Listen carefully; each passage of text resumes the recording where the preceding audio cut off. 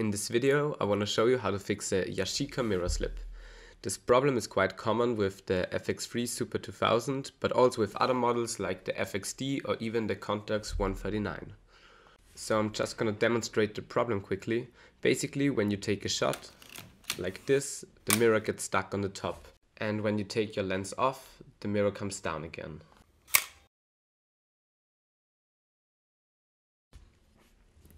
So the reason for this is that the mirror slipped out of its original position and is now blocked by the lens. As you can see here, the red line is where the mirror is and the green line is where it's supposed to be. And this can happen with these cameras because Yashica actually used glue to attach the mirror to the plate underneath it. So now let's actually fix this. The first thing you need is a cable release or something else to press the shutter down. And also make sure that you're in bulb mode, that's the B on your shutter speed dial. And of course you need to advance it, which I just forgot to do. And then with a cable release you can actually turn this wheel in order to lock it. Just like this. So now, like you can see here, your mirror should be up and the shutter curtain should also be open so that you can see the back of your camera. And as I said earlier, Yashica attached the mirror using glue. So now we can actually use a hairdryer to warm up that glue. And I would also recommend to take the batteries out before doing this.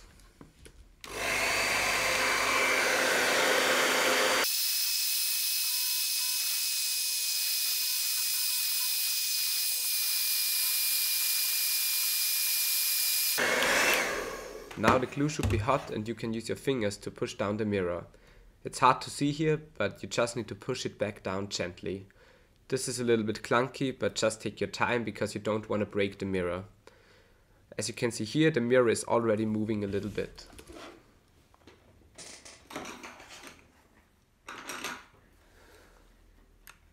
For the last few millimeters you can use something like screwdrivers like I do here. And as you can see, we did it, the mirror is back in its place. We're almost done. All you need to do now is hold down everything for a few seconds so that the glue can dry up again.